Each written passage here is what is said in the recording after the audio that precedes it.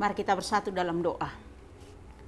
Tuhan Yesus yang baik, terima kasih atas penyertaan-Mu buat kami. Engkau memberikan kesehatan dan Engkau juga membangunkan kami dari tempat tidur kami pada saat ini.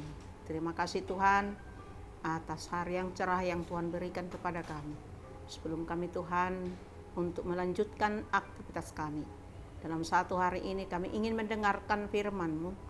Kiranya firman-Mu ini Tuhan menjadi bekal hidup kami, setiap pekerjaan dan semua apapun yang kami kerjakan pada satu hari ini.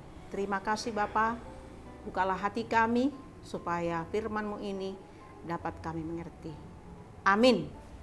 Shalom saudara-saudara kami yang dikasihi Tuhan Yesus Kristus. Nats kita pada pagi hari ini, Rabu tanggal 16 November, tertulis dalam Efesus 5 ayat 20 dikatakan seperti ini. Ucapkanlah syukur senantiasa atas segala sesuatu dalam nama Tuhan kita Yesus Kristus kepada Allah dan Bapa kita. Tema saya ambil dikatakan senantiasa mengucap syukur. Saudara-saudara yang dikasihi Tuhan Yesus Kristus, kata senantiasa dan segala sesuatu untuk mengucapkan syukur menunjukkan bahwa harus setiap saat dan dalam bagaimanapun, baik atau tidak baik, beruntung atau rugi, senang atau susah, harus senantiasa mengucap syukur. Mengucap syukur saat mendapat keuntungan atau sukacita itu adalah hal yang mudah. Namun saudara-saudara, bagaimanakah kita mengucap syukur ketika menghadapi masalah atau kerugian? Saudara-saudaraku, agar kita senantiasa dapat mengucap syukur, kita harus mengenal perbuatan Allah. Dia tidak pernah membiarkan kita begitu saja dalam penderitaan dan kesulitan. Allah menyediakan kebahagiaan sebagai ganti penderitaan. Bisa kita baca itu di dalam Rom 8 ayat 18. Sebagaimana cerita tentang sebuah gereja berukiran megah di Inggris. Gereja itu terbakar dan kemudian dibangun kembali seperti keindahan gereja itu sedia kala. Ratu Inggris pun mendatangkan ahli ukur yang terkenal, yaitu Christopher Wren, untuk memperbaikinya. Setelah Wren selesai memahatnya, dia pun mulai memperhatikan hasil kerjanya. Mulai dari kat, mundur sedikit, dan terus mundur beberapa langkah, dan semakin jauh ke belakang. jika dia mundur 2 langkah lagi, maka dia pun akan jatuh dan dari bangunan yang tinggi itu. Saudara-saudaraku, melihat hal itu maka seorang pekerjanya pun ketakutan. Jika dia berteriak, dia takut nanti Ram terkejut dan akan membuatnya jatuh.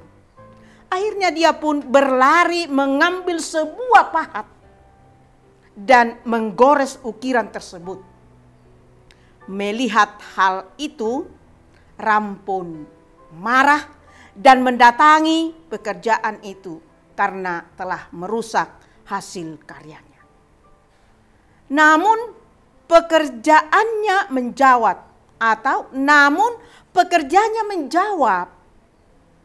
lihatlah ke belakang. Seandainya engkau mundur dan 2 langkah atau mundur 2 langkah ke belakang lagi, maka kamu akan jatuh dan mati. Jika aku berteriak, mungkin kamu akan terkejut. Itu sebabnya aku menggores ukiran ini untuk menyelamatkan. Saudara-saudaraku, akhirnya Ram pun terdiam dan merenungkan dalam hatinya. Saudara-saudara yang dikasihi Tuhan Yesus Kristus, demikian juga halnya dalam hidup kita. Kadangkala penderitaan dan kesulitan datang, namun semua itu dapat menjadi jalan keselamatan bagi kita. Berbagai macam cara diperbuat Allah dalam hidup kita. Satu hal yang pasti dan perlu kita ingat, Allah senantiasa merencanakan hal yang indah dan berarti, serta menjanjikan kehidupan kekal bagi kita.